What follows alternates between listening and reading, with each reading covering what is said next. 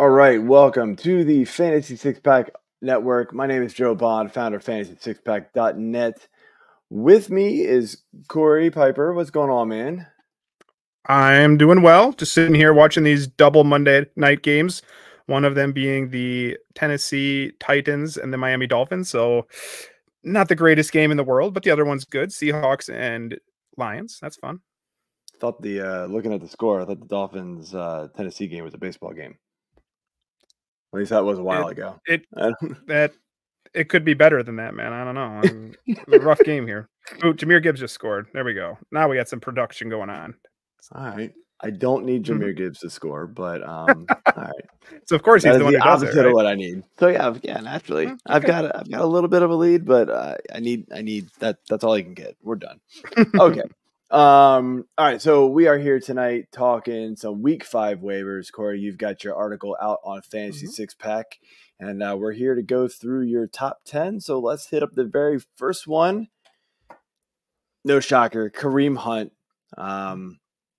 This is his first game back. Stat line here: 14 attempts, 69 yards, caught 2 for 16. The big thing for me is he had 43% snap share and a 58% of the rushing attempts. But what else do you like about Kareem Hunt? I think he's taken over as the primary running back all of a sudden in the Chiefs backfield here. So the very first drive of the game, Carson Steele came out. That's who I know I spent some fab on him a couple weeks ago. I'm sure a lot of people spent some fab on him a couple weeks ago. And the second touch of the game, I think it was the second touch, first carry, he fumbled the ball. That's the second time he's fumbled the ball. And he played the rest of the first quarter, but from the second quarter on, it was Kareem Hunt's show. And you got the stats up there. Unfortunately, Samaje Perine did come in and get I think it was about a 4-yard touchdown rush at the end of the game. And that's what we're looking at here. This is still going to be a split.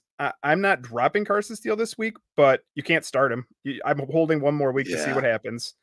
Samaje Perine's still going to get the third down work. And what I don't want to see is maybe the goal line work. I think they got down there for 2 carries. Kareem Hunt got 1, and then Perine scored. I'm hoping he's just third down and that we can get Kareem Hunt all the other work. The other wrench that's thrown in this is Clyde Edwards-Helaire is eligible to be back this week. Take that for what it's worth.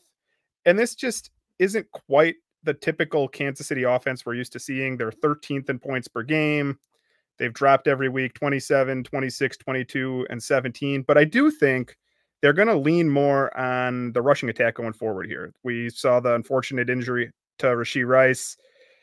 And this team just doesn't have a whole lot of weapons at receiver. It's Xavier Worthy, and I have a couple others mentioned in the waiver wire, but I think the way this team wins now is they actually rely on their defense and run the ball. So I like Kareem Hunt, but I do not think that this is going to be a one-back show going forward. I still think there's probably going to be a split here somewhat. Yeah, it's going to be a nightmare. I've talked about it in the usage article the last couple of weeks, and it's going to be no different this week. It's just good luck figuring this one out going forward, but these guys need to be rostered because the running back landscape is rough out there. So moving on to your next one, we've got Mr. Wan'Dale Robinson.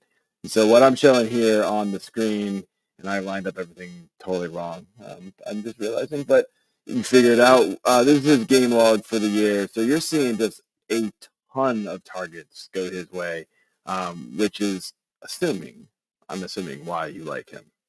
Yeah, it's all about volume, especially if you're getting some PPR work, some PPR points, some half PPR points.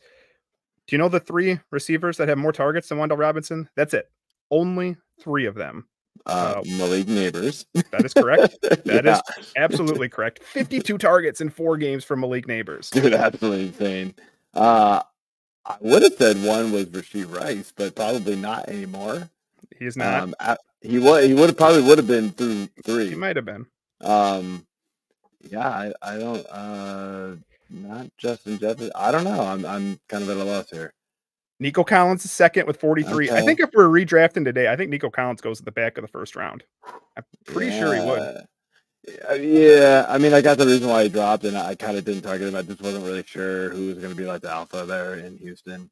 But and he is, right? Like he is the guy for sure. But yeah, I feel. And then third in targets is pretty surprising because he was unusable the first 2 weeks, and that's Deontay Johnson. Yeah, I was gonna say Johnson. I should have done it. And we'll get to their team in a little bit here. But the issue, while Wan'Dale has 38 targets, he only has 194 yards on those receptions that he's making because it's very short work. So 7.5 yards per catch. He has a 4.7 yard ADOT.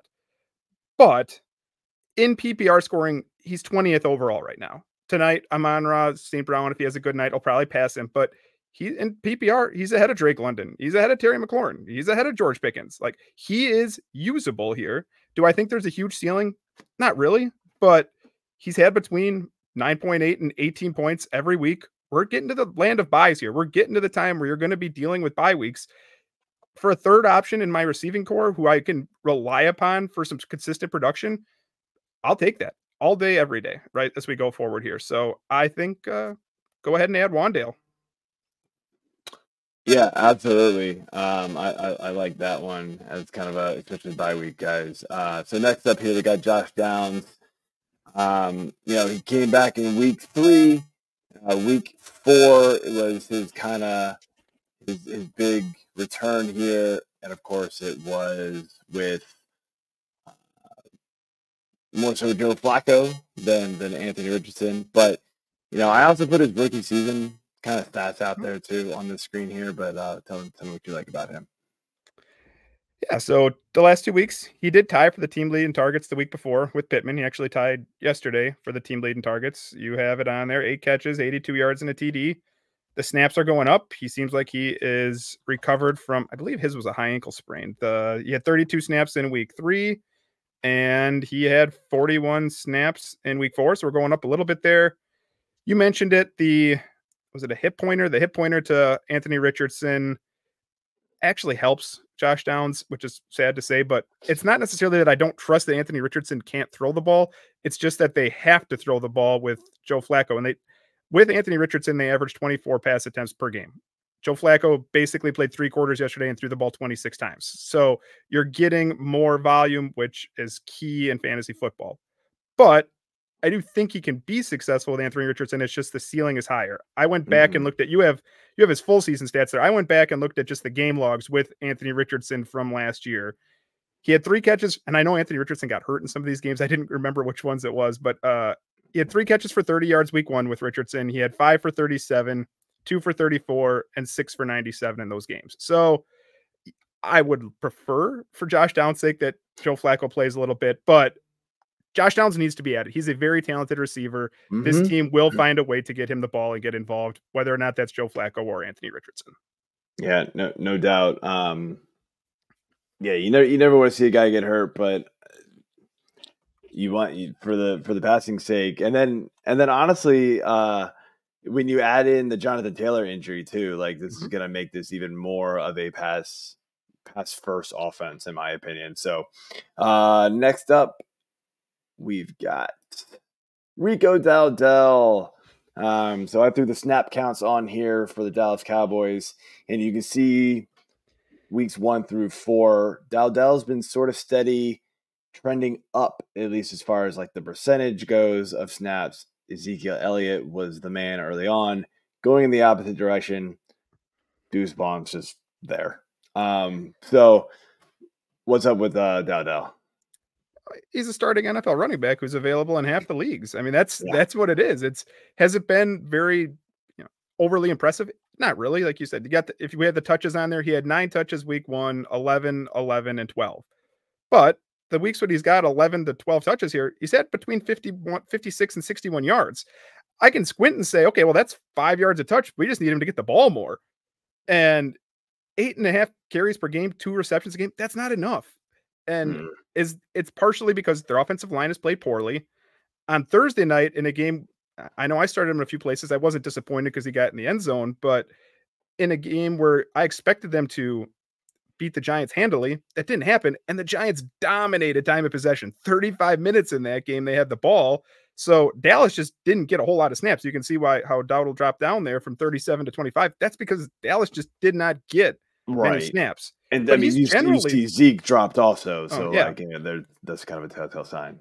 He's been effective when they've given him the ball. He just hasn't gotten the ball enough. But I like Rico. You're not going to find many starting NFL running backs at this point in the season who are trending up instead of down. So at 50% owned, to me, it's a similar floor play like Najee Harris, where his Najee, I don't think he's probably had 100 yards rushing in a game, but he's getting carries and he's getting you 7 to 12-ish fantasy points.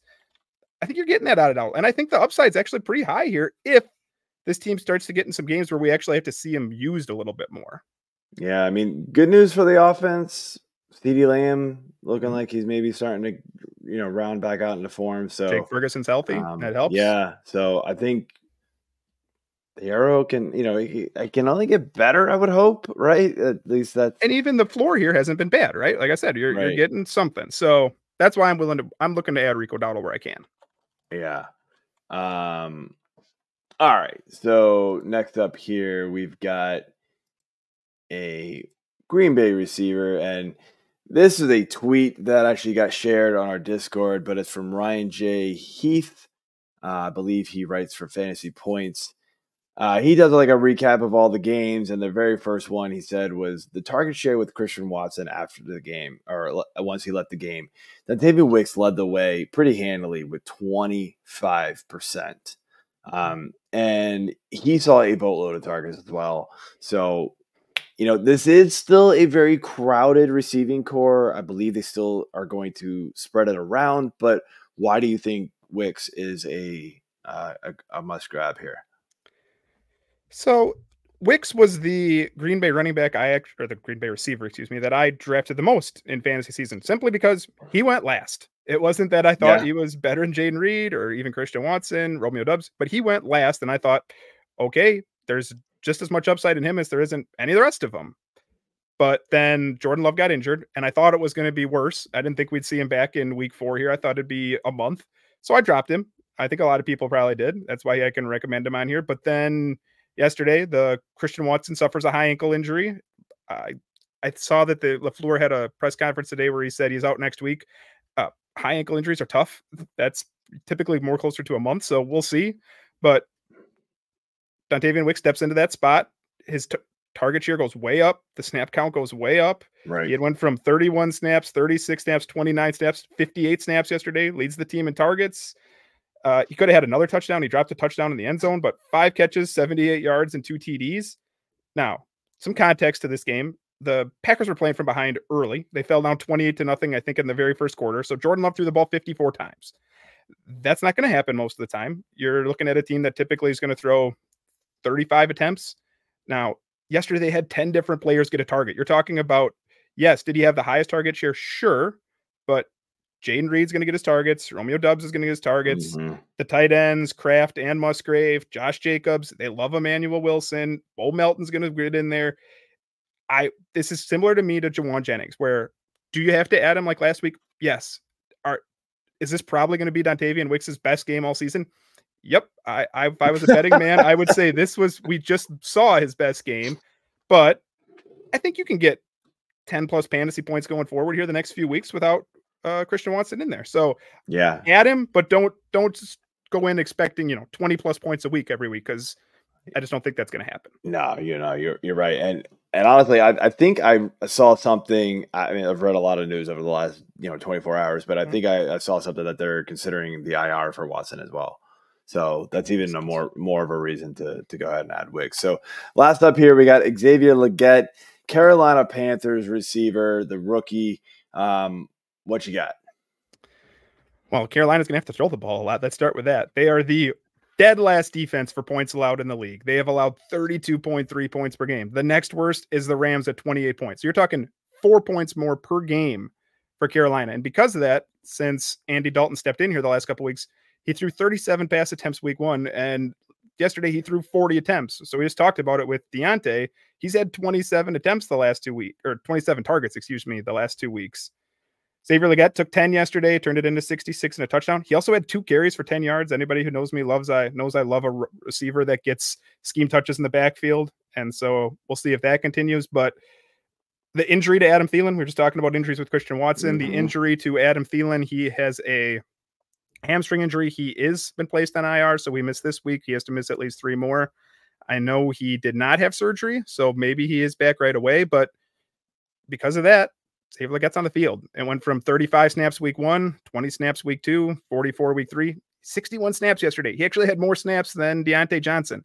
If you're on the field that much on a team that has to throw the ball, you're going to get volume. And that's how you produce fantasy points. Go at him.